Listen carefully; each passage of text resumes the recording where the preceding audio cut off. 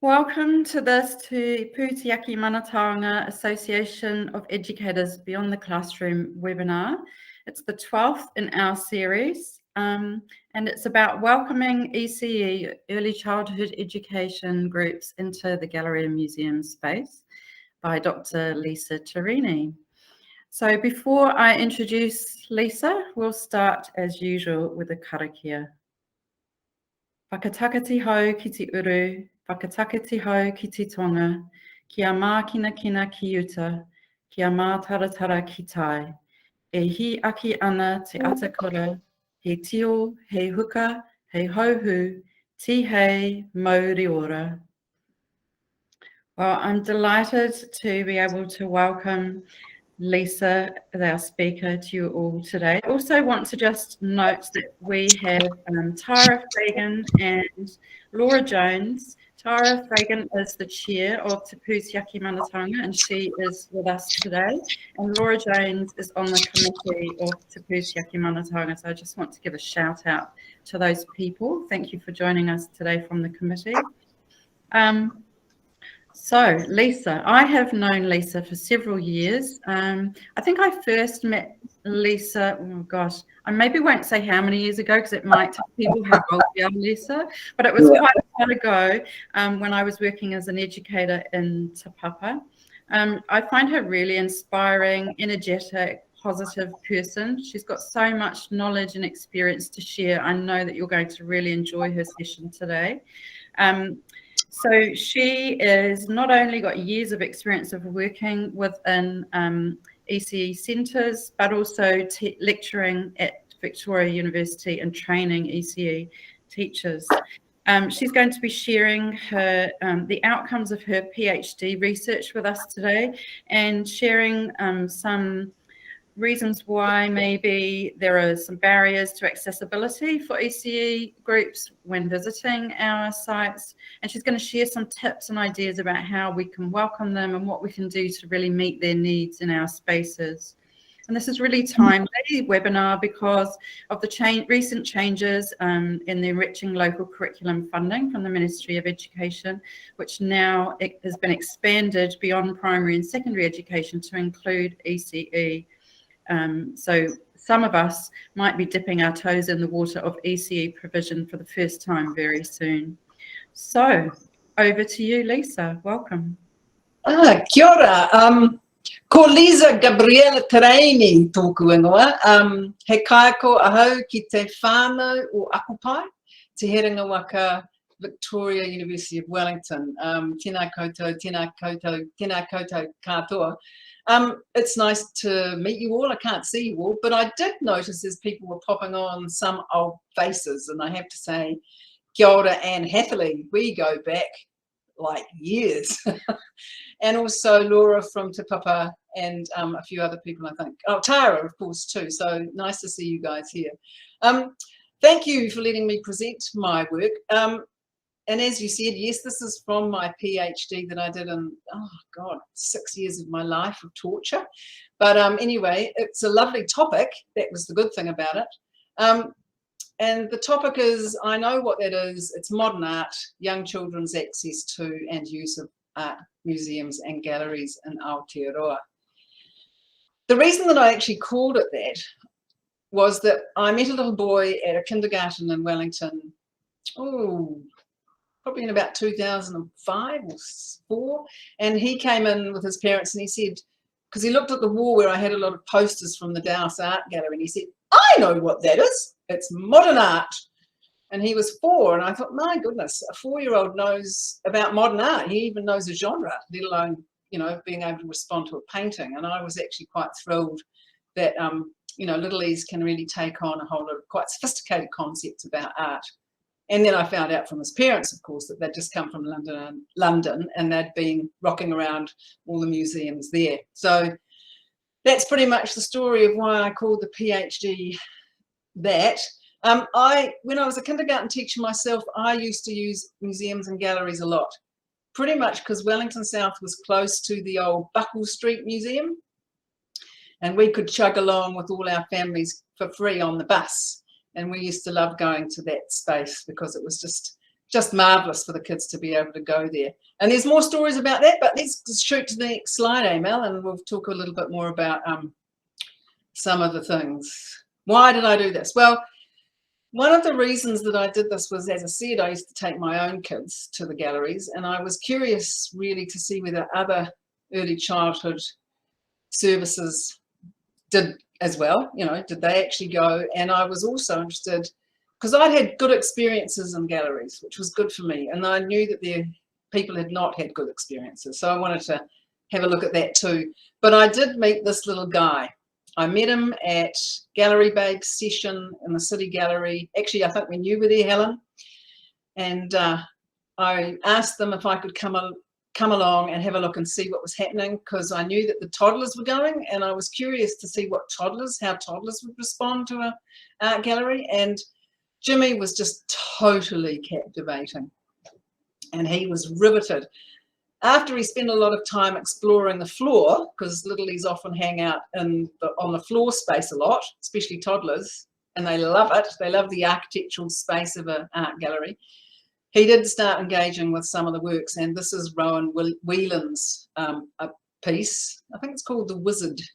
Anyway, he particularly adored it, and his attention to it was so captivating that all the adults, not just me, were just kind of riveted by him and his focus and attention on this piece of art. The other thing was that I began to read New Zealand research about art museum visiting, and I came across the work of David Bell, and some of you may know him because he used to be involved, I think, in the Museums Association a long time ago. But he has written not only for primary sector, but he has actually written a little bit for the early childhood sector as well. And of course, the work by Margaret Carr, Jeanette Clarkin-Phillips and Vanessa Paki were kind of influential too, as they began to plumb the depths of Te Whāriki children, who are the kindergarten underneath Te Papa, and their use of the museum. So those were pretty influential in terms of, you know, thinking, oh yeah, this is a good topic for me. So off we went.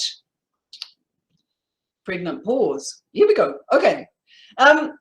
I presented this particular piece of work, this PowerPoint, to the oral examiners, which is the most freaky part of the whole PhD thing, actually. And I didn't really want to choose anything that I'd already showed them. And I'd just been to London, and I just thought this was a perfect thing to kind of begin my kōrero, if you like, around why museums need to be thinking about their communities perhaps a little more. Anyway, don't know if anybody's been to the Vauxhall City Farm in London. It's a gorgeous place, and it's where loads of people in a very multicultural community go and take their kids to experience hands-on animals. It's a sort of petting zoo, I think that's what you call it. And in that space, there's a cafe, and lots of parents hang out with their kids and have a wonderful time. It's a buzz with children and parents and families and community. Down the road, about 200 metres, is an art gallery, and it's called The Cabinet. And the size of the name of the art museum is about this big, so it's, you know, teeny, and you have to sort of squint at it to kind of read it. And it doesn't give you any kind of indication whatsoever that it's an art gallery. And it certainly doesn't say, hey, children, family and community that are across the road in the Vauxhall City Farm, why don't you come and visit? It was almost, for me, the classic example of the excluding nature sometimes of galleries, especially for children and families. So that was kind of I thought it was kind of a good thing to start with. Because one of the things that I began to think about a lot was children's rights of access to these institutions, these fabulous institutions that their parents pay heaps of tax dollars towards, and that actually they should be able to be going in there. So that was, you know, that was kind of, the work around children's rights as cultural citizens was pivotal in terms of some of my thinking around this particular topic. I just want to say here that it's very easy for me to bang on endlessly about my topic because I love it, but I really want to engage you guys in terms of some conversation and questions and thoughts. So soon we're going to have an opportunity perhaps for you to kind of do that, jump in and ask questions, because it's a much better thing, I think, for a kind of presentation to be a little bit interactive. Anyway, so my research question: do young children attending early childhood centres in Aotearoa, New Zealand have access to and use art museums and galleries to enhance their visual art learning experiences? Now, that's the big question. And these are the sub-questions. And I'm not going to bore you with this, but it kind of shows you a few things that actually I was looking at, things like what are the facilitators and barriers to access? What are the perceptions and practices and conditions that help early childhood people? And what is the nature of the access if they actually have it? You know, what's it like for them when they go? I did a range of data gathering exercises. One was a large-scale digital research questionnaire out to, I don't know, something like 2,500 early childhood centres in New Zealand. And I did get a very good response. I got 40% response, and people going, yes, we do, and lots of people saying, no, we don't. So that was that was a really effective data gathering tool, I thought. The best part probably for me was that I decided that I would do a road trip, and I would go and visit 17 of the art galleries and museums around Aotearoa and talk to the directors and the art educators there and do sort of one-to-one interviews with them. And that was really amazing to be able to kind of, you know, really get close and personal to the people who are kind of, you know, making this possible or not, actually. So the other thing that I did was 3 case studies of people, early childhood centres, who were actually using galleries, and we set up some excursions for them to go into galleries, and I chugged along and was able to follow and find out what it was like, and then interviewed them afterwards. So it was good. It was fabulous, actually.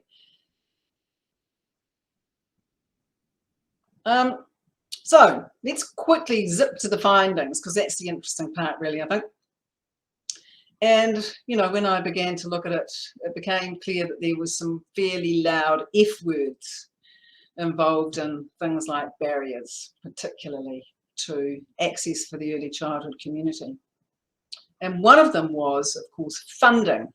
And at the time of this research, LEOTC reared its ugly head and went, discrimination, discrimination, discrimination. And of course, you know, we know that the art education services in these institutions didn't get money to be able to work with the early childhood community, which was a really a big sadness, I thought, because community organisations were missing out on this, the expertise of you guys. You know, it was a bit sad, but didn't stop the confident teachers going in, the people who kind of knew these spaces and could happily take children and were able to self-guide, of course.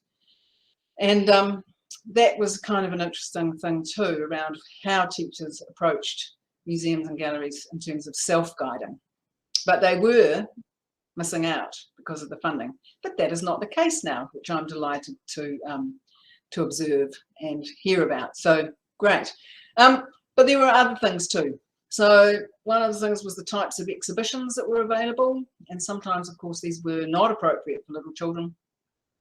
But sometimes they really were appropriate for children. But the early childhood sector was never able to really know about this because the marketing from the art galleries and museums didn't reach them. Generally, the emailing lists or the postal lists were for the primary and secondary sector.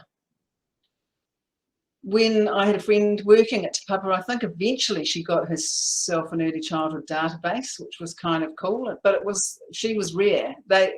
Of the 17 actually museums that I went to, I think only 2 had databases which they used for emailing centres about what was happening in terms of the exhibitions. I wondered about the training of museum professionals. most of the professionals who were working in the museum context were primary and secondary people. I only came across a few early childhood educators. So that hopefully might be changing. I know that it certainly has changed at Te Papa, which is great. But in lots of spaces, the educators themselves were, when I was doing my research, were at rather a loss as to what to do with the early childhood community, should they come visiting. And, you know, the training of museum professionals, but the training of early childhood teachers too in this particular space. As an early childhood person, I have to say that the professional development provision for the sector has been rather, let's say, meagre, she says politely, in terms of the arts or arts education. So nary a looking did this kind of thing happen, really. I throw that open to any other professional development providers here, but it was something that was quite marked. But the big thing for teachers, early childhood teachers, that they were fearful of these spaces. They often saw that the art museum was a very precious, unfriendly, and actually excluding place for their kids. Some of them had kind of really bad experiences there.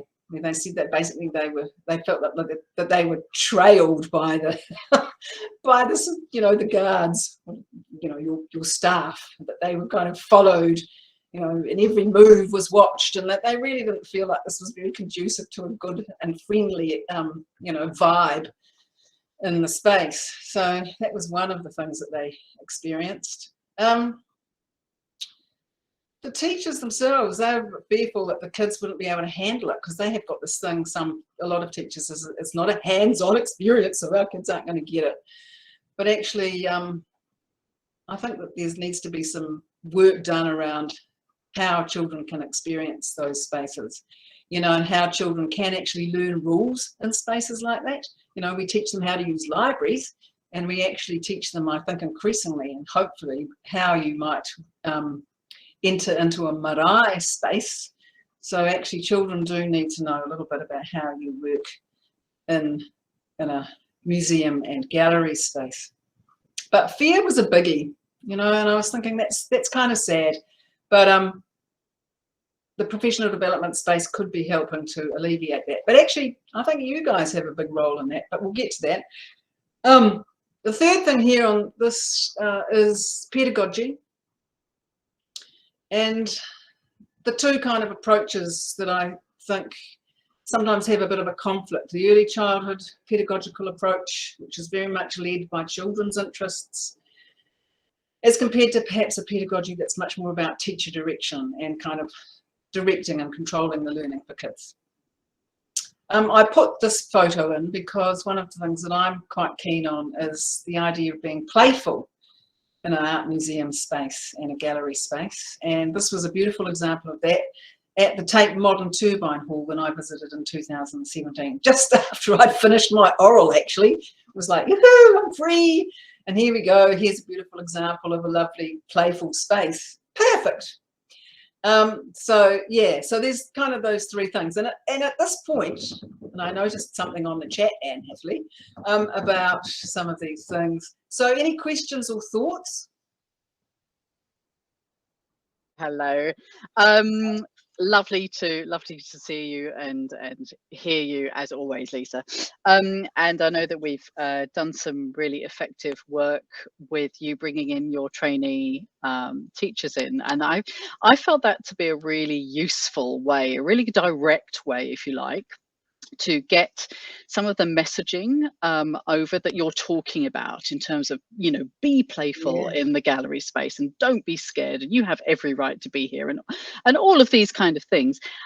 Is there, do you think there's more scope for that to be developed? You're obviously at Vic, and I'm just wondering if that's a really good way to get in right at the start, if you like, when teachers are training and are open and receptive to this kind of thinking. What do you think about that? I think it's a brilliant idea. The thing, I don't actually know what my colleagues in other spaces do. It's a bit strange, we don't the university's a bit siloed. But I think perhaps one of the things that I know that could be done, especially from your end, is perhaps thinking about who might be your local training institution and saying, hey, you know, have you thought about bringing your students down? It's interesting, one of my observations of our teacher training programs is that time is increasingly constrained. So, but I do think reaching out, because I'm still committed to bringing our kids down, our students down, and I'm hoping we're going to do it a bit more this year too. So yes, reach out. Monica. I was just wondering, Lisa, you know, is there any particular things that you can recommend, or any key actions, key parts of a visit that makes it more successful for young learners than other things? Some must-dos, you know? Well, I just think that whole thing around relationships. And I mean, one of the things about the early childhood curriculum is that it's a relational curriculum. The pedagogy is relational. So the whole idea of building relationships with teachers and children, pretty pivotal. But, you know, the first thing to do is try and get a relationship with the early childhood people in your communities. And if it's starting by sending an email, oh, you know, what's it called? Enriching learning curriculum? Yeah, funding model's changed. Yeah. We, you know, we'd really like to meet you. Come on down. We've got this kind, you know. I think, again, reaching out would be great. It will take a while, I think, probably for this information to start filtering out into the community, but I'm hoping we'll be able to push it a bit from our end as well. But yeah, finding out what the teachers know about visiting, what they're into in terms of their programs, and what they think that their children might be interested in. That's a really good start. Thank you. Cool, Anne. I just want to say I had a couple of things. I think everything you've said so far is spot on. I think there's a couple of things that I think you'd find a lot of early childhood teachers have never been in a gallery themselves. Yeah. That's one thing. So that sort of has implications.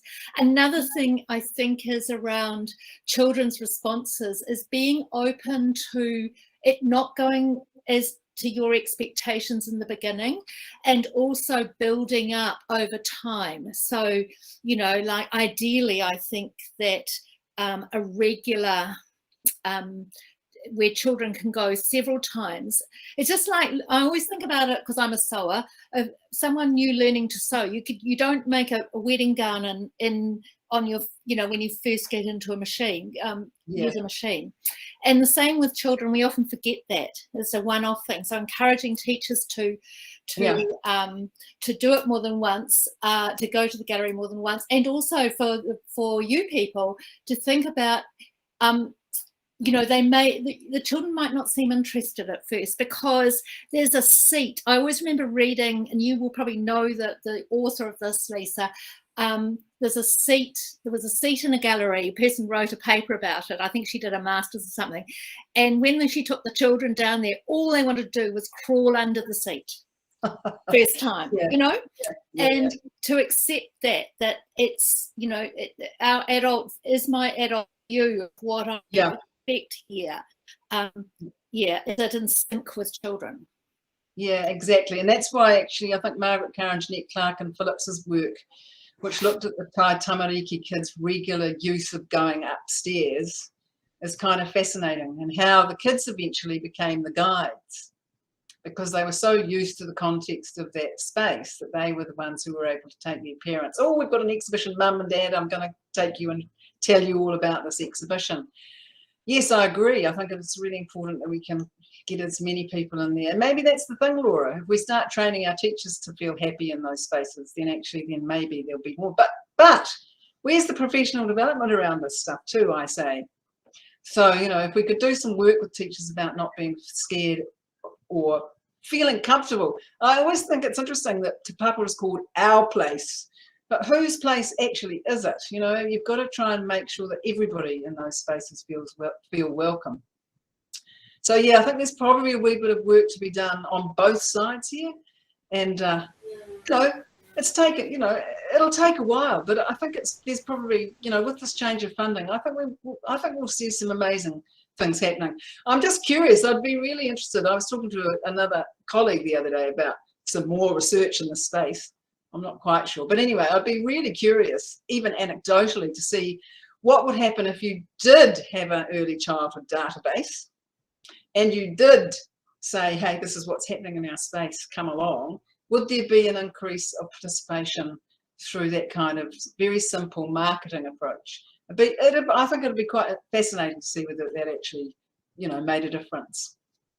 I do think that I was going to talk about here also the whole thing about inviting teachers to evenings. I know that sometimes when there's a new exhibition in a space, there are evenings for teachers about, the new exhibition and what it all means. And again, that's something I think that could be, offered to the early childhood community. Come along and see this exhibition and hear about it.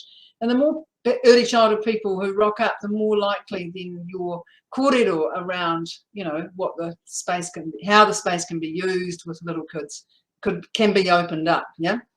Good everyone. I'm at the Waikato Museum, and we've been fairly successful in having preschools through. We actually didn't need to do a lot of advertising to them. We did so, and it was almost too successful because at that point ECE was not considered part of our KPIs because we had to achieve a certain number of children coming through, and preschoolers are not considered children. So and they were taking up sort of time that primary schools were supposed to be taking. So we actually had to had to stop presenting to them quite so successfully. But it's really amazing because they don't have the same day structure as primary and secondary schools do. They can rock up at a moment's notice. It doesn't matter that they're not missing a section of something, or so for them to come in and out of the museum is relatively easy. And we also do we worked with the Waikato Early Childhood Training Establishment, and we have them down. We used to have them down every year. And we do a presentation to them, and we talk about, you're talking about what children want to see is sometimes not what we want to see. We kind of call it a conflict of intent. We have this idea that you're going to come into a gallery because it's a gallery all about this really amazing bit of art, and you're going to learn about this today. And the children, like you say, are really more interested in the stairwell or the elevator. And it's letting them, everybody know that that's actually okay. It's a lot of fun. And in gallery spaces where we worked, we would have I created bags of fabric, and we created life sculptures. So I got an adult to kneel on the floor and got the children to drape fabric all over their adult to create a living sculpture, and then we toured the other students around their living sculpture. So it was, ECE is amazing to have at the in a gallery. So, there you go. Well, perhaps one of the things to think about is that in actual fact, and actually there's been some research around this by a woman called Barbara Piscatelli, who's an amazing academic in Australia, and she said, well, actually one of the things to consider in terms of children's learning is about the architectural space.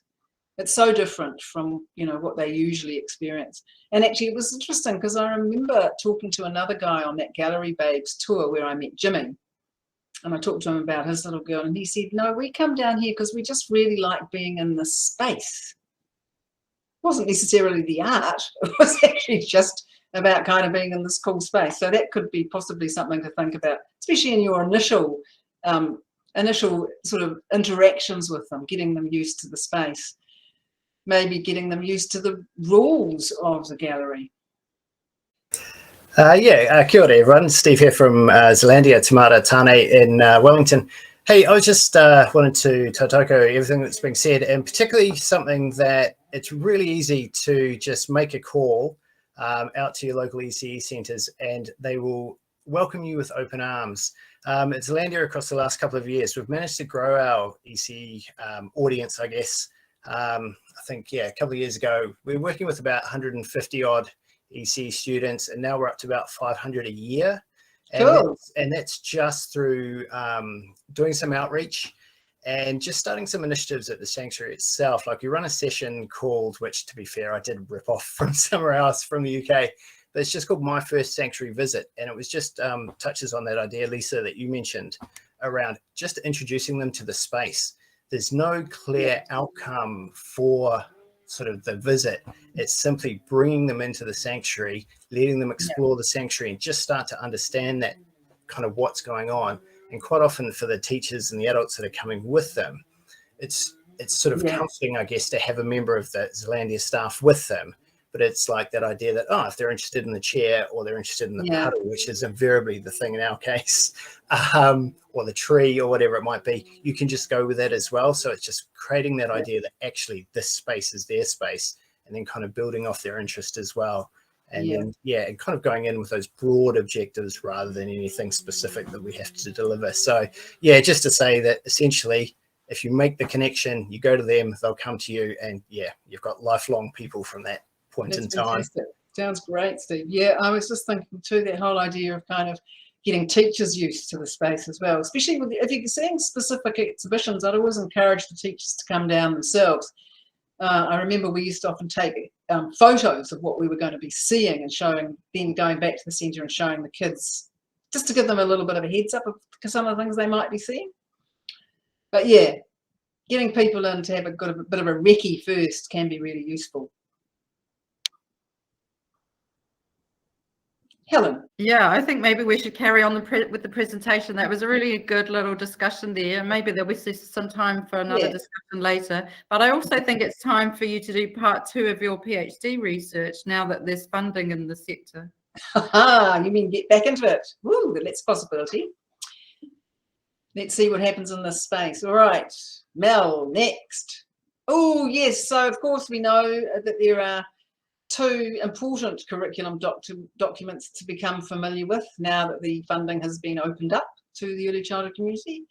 And Te Whāriki is the early childhood curriculum, and the New Zealand curriculum, of course, is for everybody else. So probably a good idea to have a copy of that in your bookshelves.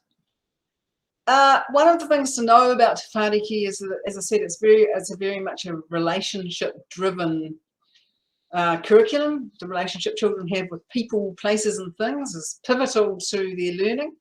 But the 4 principles, which I'm not going to go on this too much, but actually when you're thinking about kind of a learning experience in the gallery that's really flexible, you could be looking at, how do children feel empowered in this space?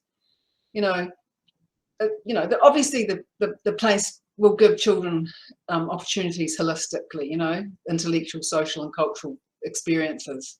Are children's families and their community welcomed into the space as well? And what kind of relationships are they going to be developing with you when they're in there? Those are I think those are kind of key things. And then if you want to go to the learning strands and yawn the learning outcomes, which is, sometimes that's the focus, but actually it's not really, I think, the most important focus. You might want to look at things like particularly the communication strand maybe in Te Whāriki. But that's where the kind of learning things, the specific learning stuff happens. But those other things, the principles, I think they're really important things to consider about, your relationship, your developing relationship with the early childhood community.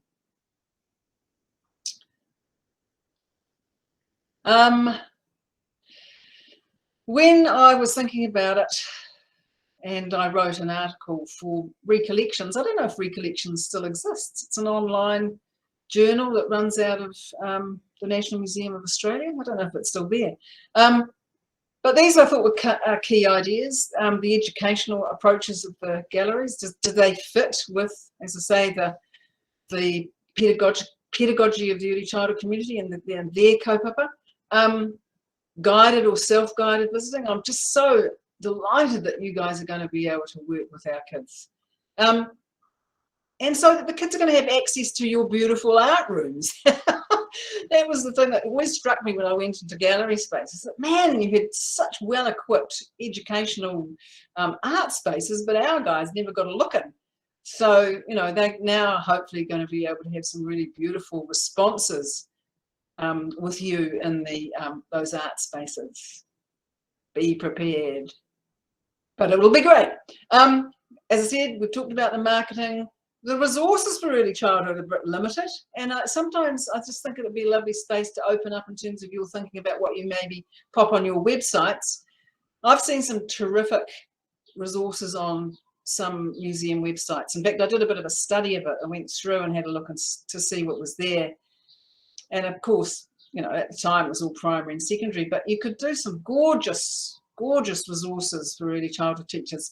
And I did remember actually that I did an issue of a little magazine that I do for the early childhood community called ECE Art NZ. And I think it's an issue that I sent through to you, Helen.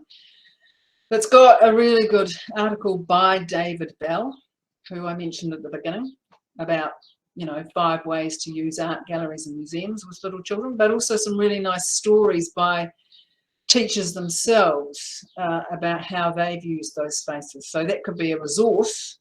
And I was thinking, actually, if you said to the potential early childhood teachers, oh, we've got this wonderful resource, ECE Art NZ issue 4 or whatever it is, have you seen it? And, you know, show them that you're interested by having this really good resource, or, you know, maybe even having it on your website. And I think that's a really good start. But I do think there is some space in there for some really nice resource development for early childhood teachers in this area. And again, I mentioned it, but professional development for teachers has always pretty much been reading, writing and arithmetic, even in the early years, which is a bit sort of, I think it's very narrowing. But people get all a bit freaked out about, you know, literacy rates and numeracy rates. And sometimes that sort of gets driven down from the ministry. So I'm hoping, we do have a few friends, I think now, Anne Hathaway, in the ministry space, which could be quite good in terms of perhaps thinking about what we could be offering out there to the early childhood community in terms of professional development. But you museum folk have a place too, and if you did open up some of your opportunities in terms of, you know, reaching out to the community, I think that would be really cool, and it would show people that you were really interested in them as you know, clients. Family services and facilities. I've seen some beautiful ones as I went round, and I've seen some ones that were beautiful, but then and then sadly changed to be not so good. You know, obviously these kinds of spaces come and go. The one space that I absolutely adored was the old Tuatara Gallery at Pātaka. And the reason that I used to love that gallery was that it made direct connection in their family and community space to the artwork being shown in the galleries. They had art pieces that the kids could have a look at, and the museum educators would sometimes work with the lilies in these spaces around the artworks, as well as having lots of other things like drawing and cushions and tents and stuff to play in, and being a nice place for families to come and sit and be with their kids. But it's a thing that maybe needs to perhaps be thought about more in terms of actual connection to what's happening in the gallery space for little kids. That's just one observation. Any thoughts? Or shall I rock along? I want to interject there. I feel like you're absolutely right about those welcoming spaces, just a place to sit and relax and not feel too worried about, oh, can I touch stuff here or not touch stuff here? And just to be in the space, like you said, beanbags on the floor or interactive activities is a really great thing to be able to provide for people. And I think sadly often galleries in particular, maybe not so much museums, don't have that sort of space. Although I had, like you, I've seen some really great examples. The Douse has had a really great family room, and just recently, in recent years, Te Papa's been having some really great interactive spaces next to or within their exhibitions as well. There's another study that someone could do, looking at all those spaces. We're racking up PhD topics here today. Yeah. Oh, jump on in, everybody. You know, if you want to. I could supervise you. What a good idea. So yeah, I think there's certainly some room there. Oh, this is the one that I think is kind of cool. When I did the oral, I came up with this kind of model, which is always kind of what you're meant to do, I think. Synthesizing your findings and coming up with a new model. And I called it a third space. because I started reading about, you know, the third space. People had written about it. Anyway, I just thought that there was room in the middle there for kind of a fusion, if you like, of the two pedagogical approaches. You know, looking at, you know, obviously two different curriculums, but the idea that in the early childhood space that maybe children's interests are drivers of the art learning experiences that happen in there, in the gallery. But also, you know, thinking about learning outcomes as drivers in the other sector. Don't think they can be mutually exclusive, actually, in terms of the sectors. I think it's, you know, informing each other as a kind of, as the ideal. And I do remember an early childhood group saying, oh no, we didn't want to work with the art educator because we wanted to do our own thing, because we didn't think they'd be able to, you know, do it properly with our children, because they'd have them all sitting down and listening. Well, actually, sometimes I think that's okay. You know, children do need to sit down and sometimes listen. And it's just how you do it. If you're doing it all the time, then it's not going to, they're going to wander off probably and be bored. That access to the art making stuff, usually what I saw was when early childhood people self-guided, they could only do the art making response back in the early childhood centre, and that's good. You know, if the teachers are motivated and going to carry it on, sometimes they're really super busy people and they don't. But if they could have access, I think, to the art making tools in your spaces, it would be fabulous. Because of course, you know, the other thing is that's more professional development. You are modelling great practice in terms of, you know, art and art education. So I think that could be, there could be some really gorgeous things. Just a wee story. My PhD supervisor, I actually had met him like 25 years before. He was the arts educator at the old Buckle Street Museum, and he was a gorgeous man. His name is Professor Connell McCarthy, and he taught me so much about how to work in a gallery just by watching him. And I always use those techniques, and I actually still use those techniques now when I'm working with my students about how would you work with kids in a gallery space. And then of course 27 years later he is my PhD supervisor, because he is now Vic. So, you know, he just talks, it just showed me the power, your power, the power of you to educate teachers when they come through your doors. So grasp it, you know, make the most of it. Child-directed choices or educator-directed choices. That's something I think you probably need to negotiate when you're working with your early childhood teachers. And, you know, maybe sometimes after their sort of initial visit and getting used to the space, you can then sort of zone in on a few pieces of work to really look at. Maybe not everything, but just, you know, really kind of having a few pieces that could be really cool, that, you know, that relate to the kids' interests. And again, that idea of the hands-on experience and the eyes-on experience. Children do need to learn that in a gallery it's pretty much essentially an eyes-on experience with the objects, but the hands-on experience can come for them when they're working with you in the classroom spaces. So, you know, I think there could be some lovely melding here, and I think it could be transformative, but it doesn't need to be hard. It doesn't need to be onerous. So I think those are my concluding thoughts, really. Anybody else have anything that they want to add or comment on? Is that the last slide, Mel, just by the way? Oh no, can I quickly, Claire, do you mind if I quickly whip through this? Oh no, Claire, what would you like to say? Sorry, just unmuting myself. I was quite keen to know, for everyone else here, what kind of institutions you work in, because I'm in a very small contemporary art gallery, and so we are working on ways that we can bring early childhood and other school groups through, and I can kind of have an idea for early childhood that because we don't have the on-site resources, that we kind of need to package it with other things that are nearby, like there's a public park over the road. Yeah. So I'm just wondering if anyone else has anything in terms of when you don't have the on-site spaces, what are ways of making space or making a timetable that will fit for a group of small children?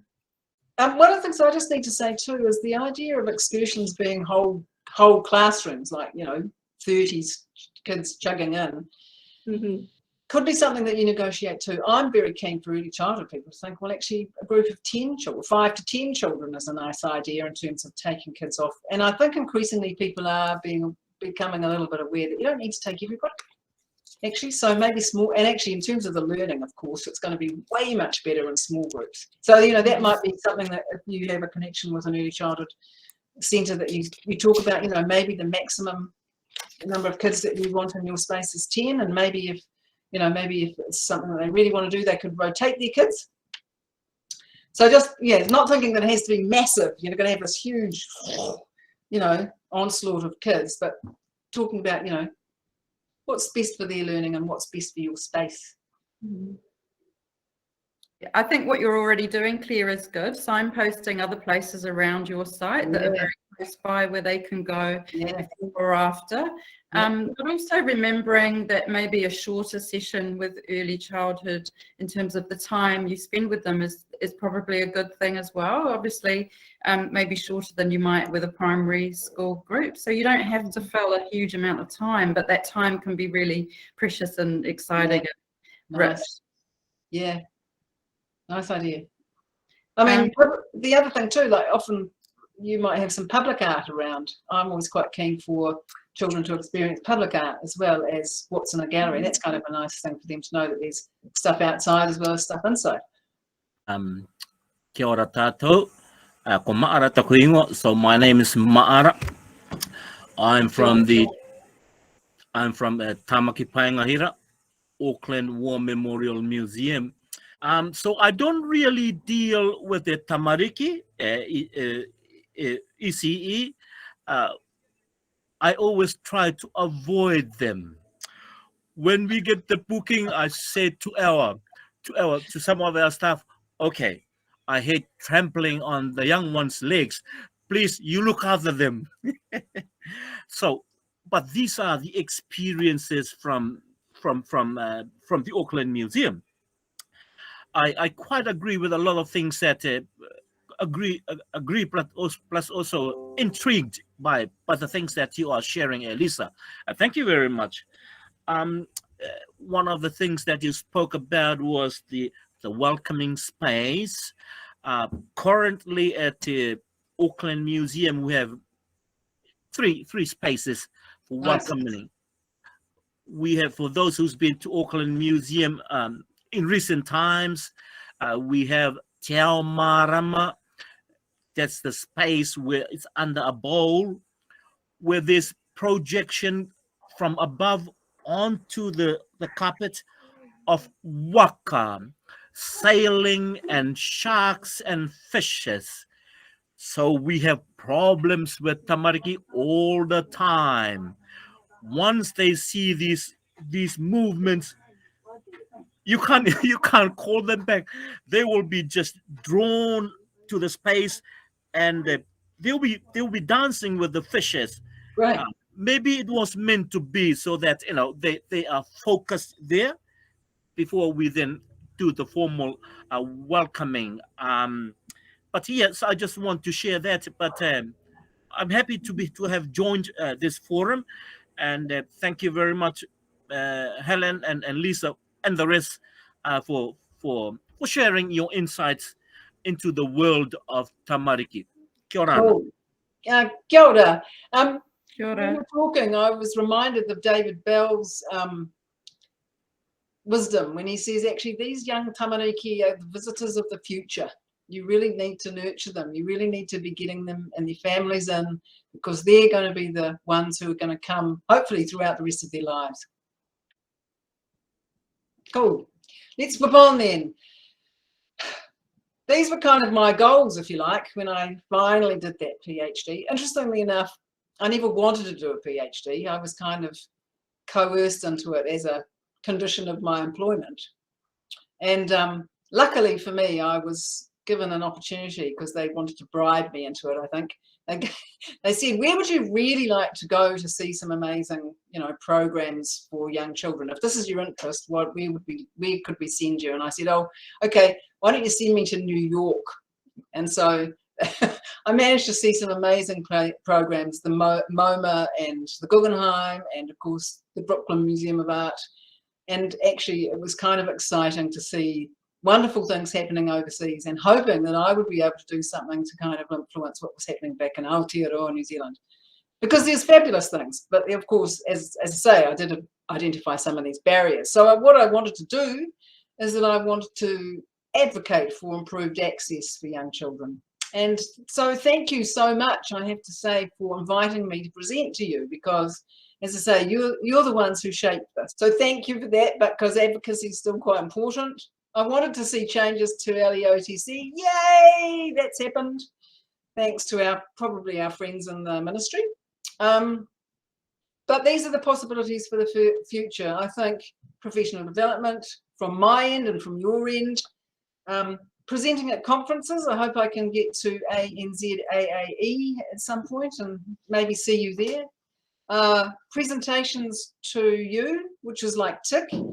And if there's any space that perhaps we could work together on in the future, I'd really like to be looking at some development of resources and, you know, working maybe with not only my students getting people into the galleries through initial teacher education, but also working with the students who are doing the museum and heritage studies courses, you know, through our universities, and also talking to them about thinking about access for young children.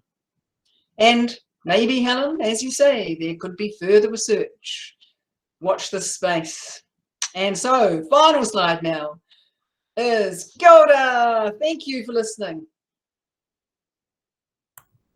Woohoo! Thank you, Lisa. That was really, really great. And I loved the fact that you invited discussion throughout your presentation, and hearing everybody's thoughts and opinions and questions has been really great today.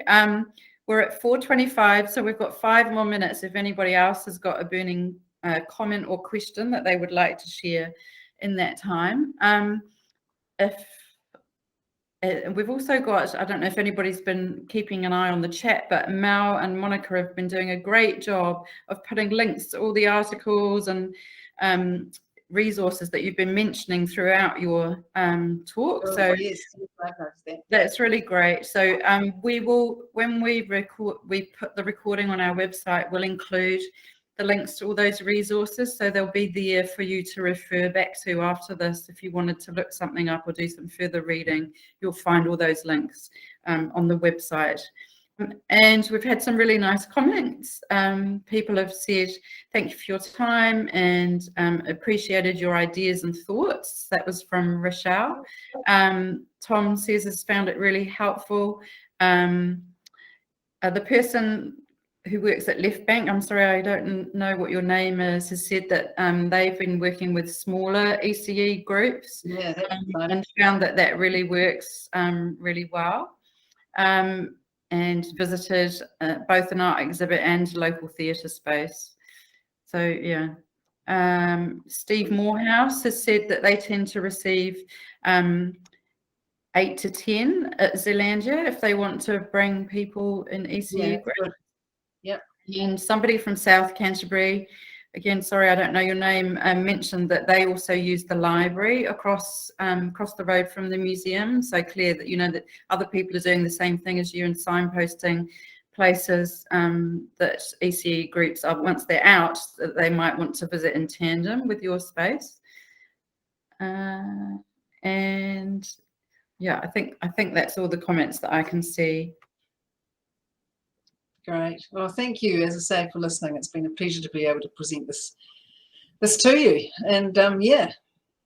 I love your enthusiasm, Lisa. And I love the fact that, you know, we're looking back on your PhD research that took place during a time where there really were very real funding barriers to ECE enjoying our spaces. And now those barriers are starting to be removed for people.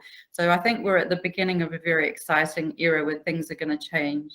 So I'm looking forward to seeing that unfold across the country in different places.